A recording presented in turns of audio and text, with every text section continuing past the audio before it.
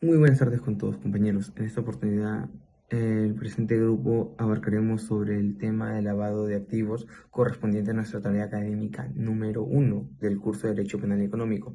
Para empezar, en esta oportunidad, este grupo está conformado por Ariana Yesilia Cortés, Sandra Paulina Peralta, Judy Camila Muñante, mi persona, Luciano Francesco Arcángel Cruz, Fabricio Pecho Ventes, Vladimir Manco Cárdenas, Oscar Chichay y Nayeli Salazar. Bueno, le doy pase a mi compañera. Bien, ahora les voy a hablar acerca del concepto de lavado de activos, el cual también es conocido como blanqueo de capitales.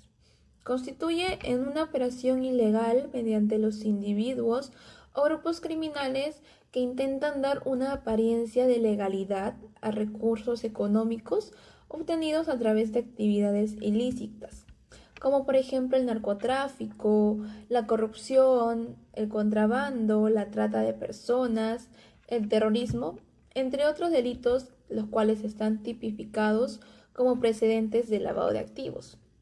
Este delito no solo afecta a la economía formal y a la competencia leal, sino que también pone en riesgo la estabilidad financiera y la seguridad del Estado. Es por esa razón que diversos países han adoptado leyes establecidas específicas, los cuales establecen mecanismos de prevención, detención y sanción, como también de crear unidades de inteligencia financiera para que de esa manera se pueda cooperar internacionalmente en la lucha contra este delito. Ahora le daré pase a mi compañero para que pueda hablar acerca de las etapas del lavado de activos. Como segundo punto tenemos las etapas en el lavado de activos.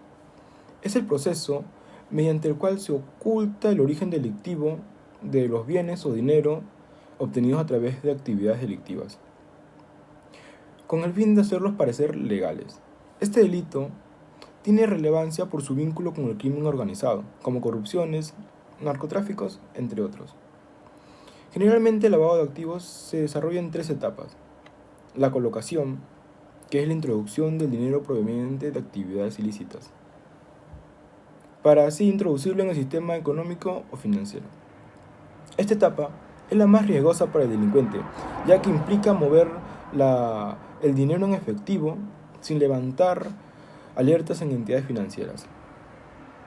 El objetivo es alejar el dinero del origen delictivo.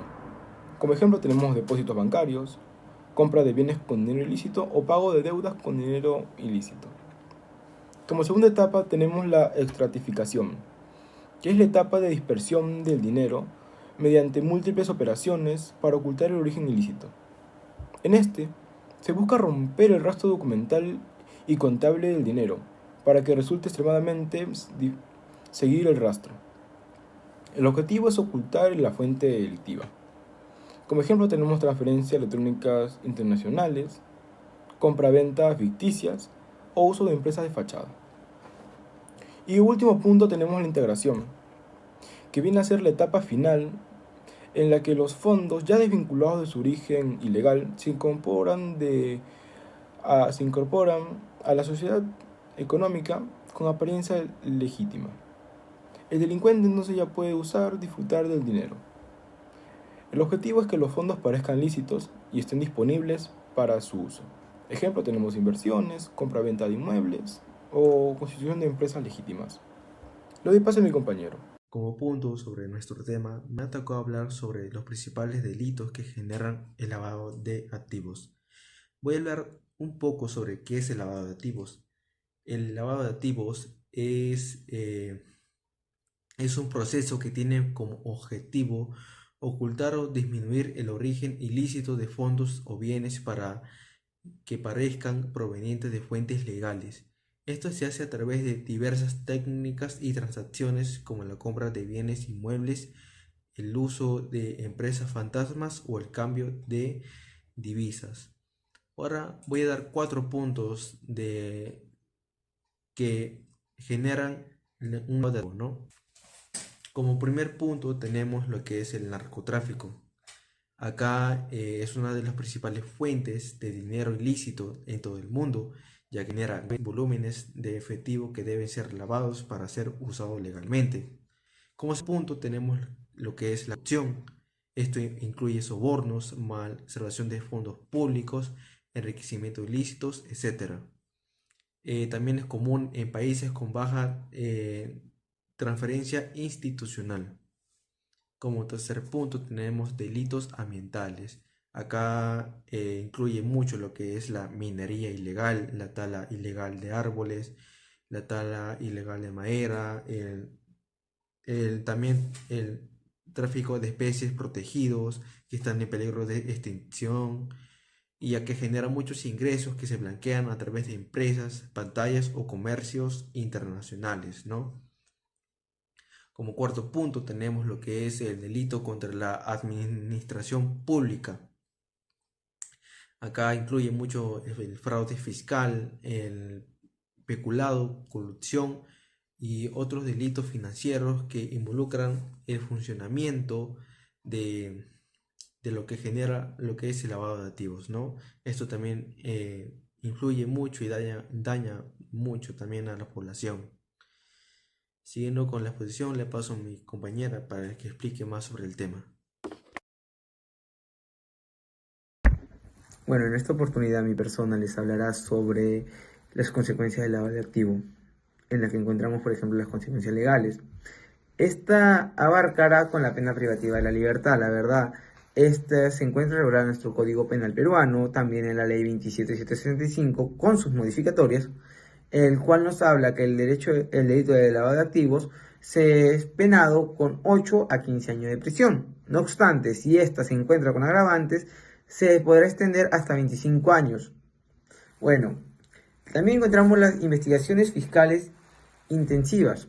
Estas son parte de la Fiscalía de la Nación a través de su unidad de lavado de activos, que se encarga de investigar a los empresarios, funcionarios, etcétera, que puedan ser involucrados en dicho delito.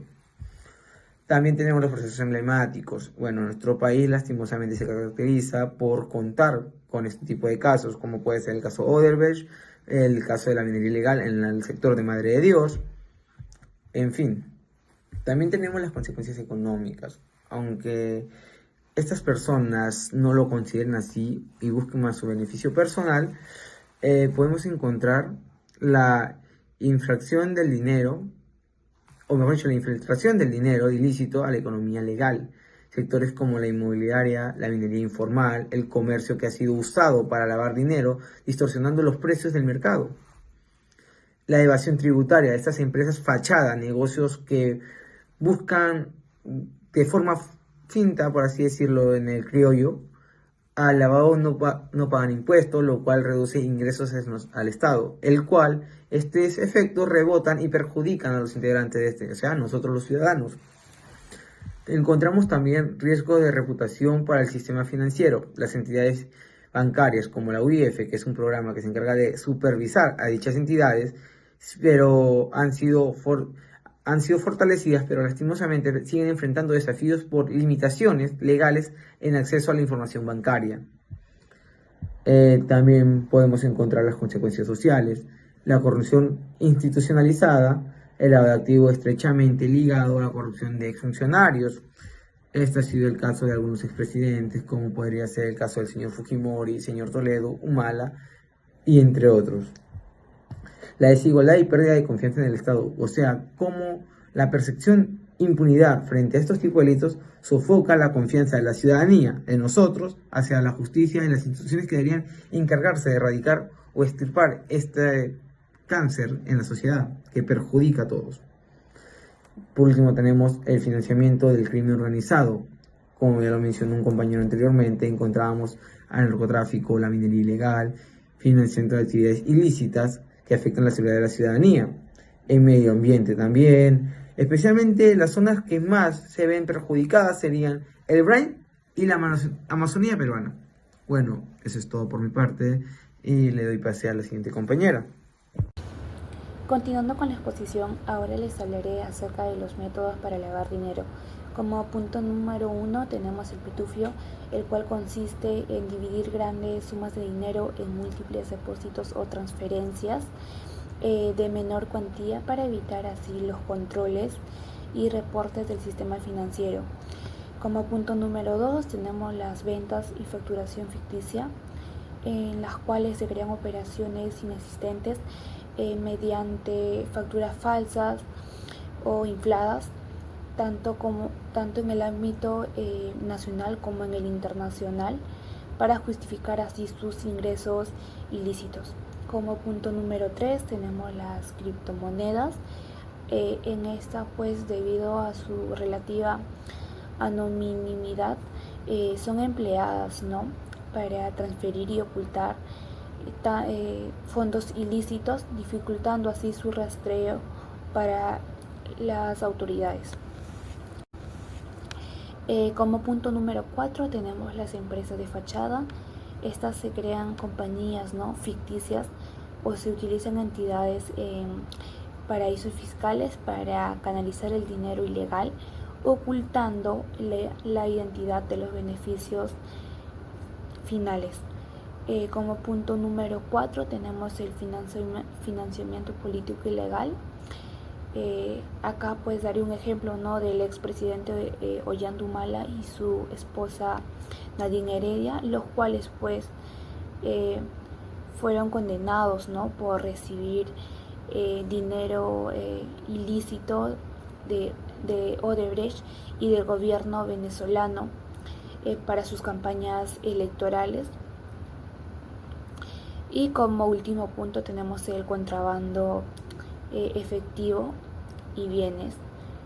Bueno, en el transporte físico de dinero o bienes de alto valor a través de fronteras sin declarar su origen es otra técnica utilizada, ¿no?, para introducir fondos ilícitos en el sistema financiero.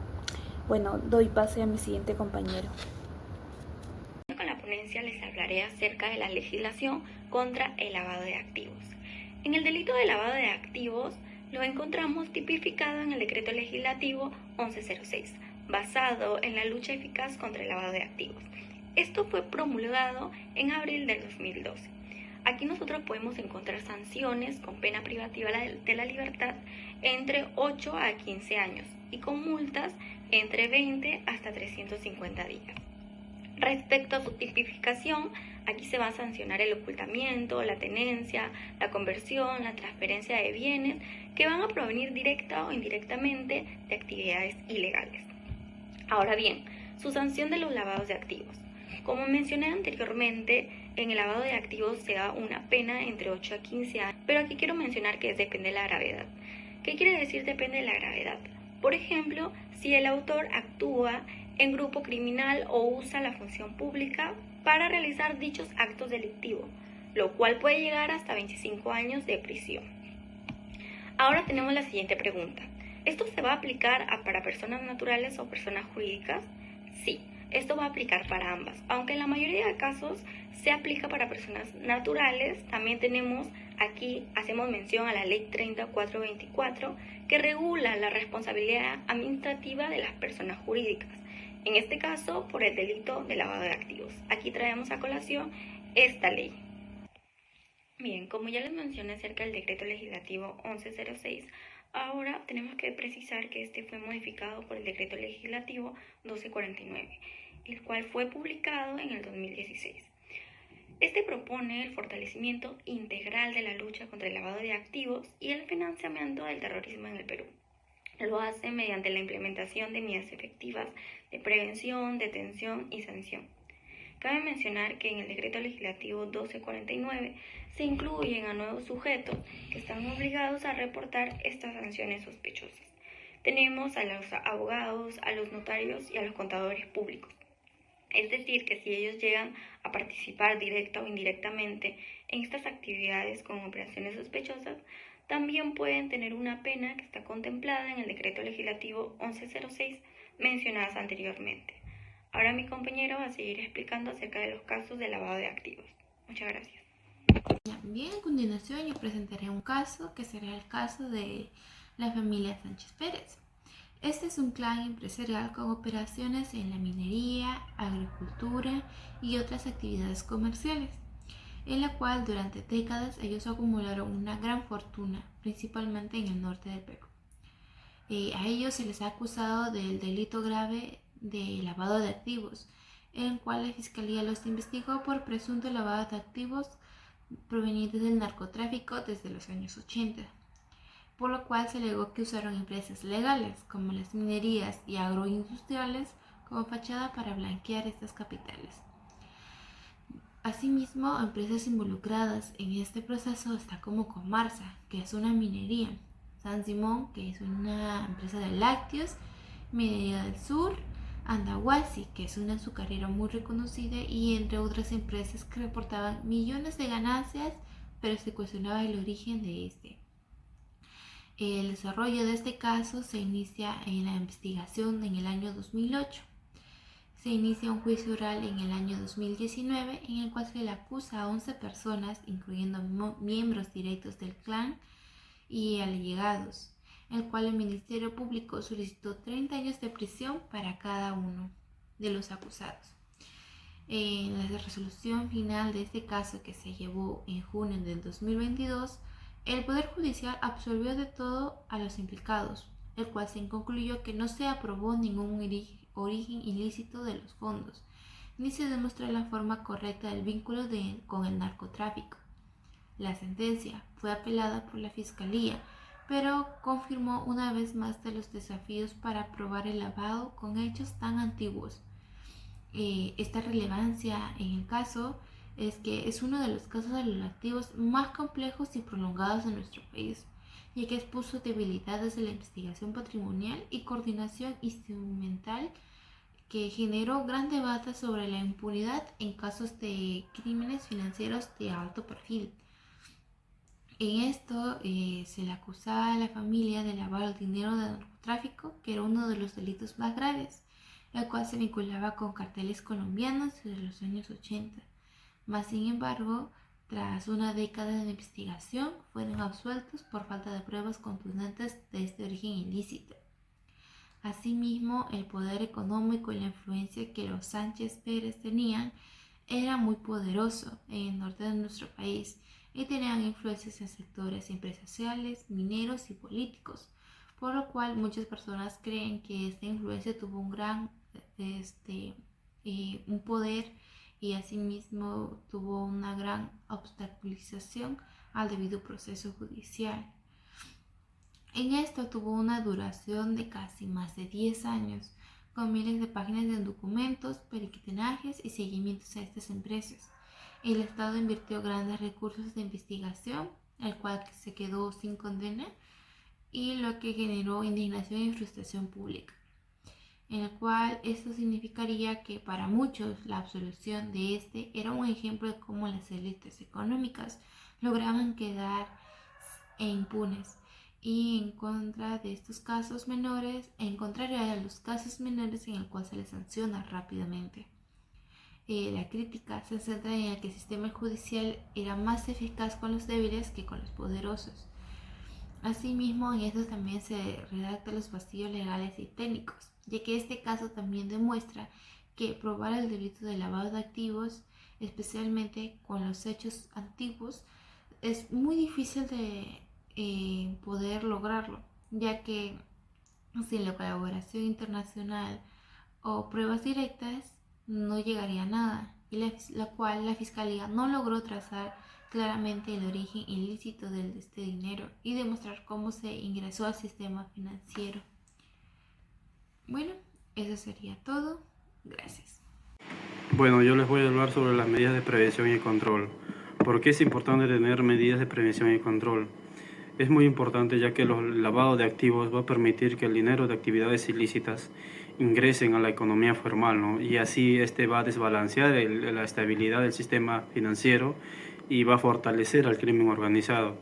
Es por eso que es fundamental que estas medidas de prevención garanticen la transparencia y protejan a las entidades las cuales sí están cumpliendo con las normativas legales de la ley y los compromisos internacionales. De todos estos puntos que tiene las medidas de prevención, yo he escogido a la regulación y supervisión, el cual el Perú lucha contra el lavado de activos está a cargo de la Unidad de Inteligencia Financiera y la Superintendencia de Bancos y Seguros. Estas entidades se van a encargar de vigilar a los bancos, a las casas de cambios y a las notarías para que estos cumplan con las normativas legales. Un ejemplo sería que el banco no implemente controles adecuados y permita abrir cuentas sin verificar la identidad del cliente. Este banco sería sancionado por la SBS por facilitar actividades ilícitas. Y segundo punto serían los reportes obligatorios. Esto mayormente es que todas las empresas, especialmente los bancos o joyerías, están obligadas a reportar a la UIF cualquier operación que les parezca inusual o no tenga justificación clara, ¿no?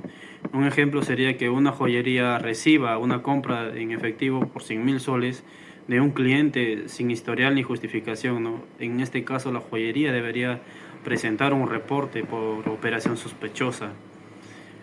Como tercer punto tenemos al sistema de prevención interno. Es cuando cada entidad debe tener procedimientos para conocer a sus clientes, ¿no?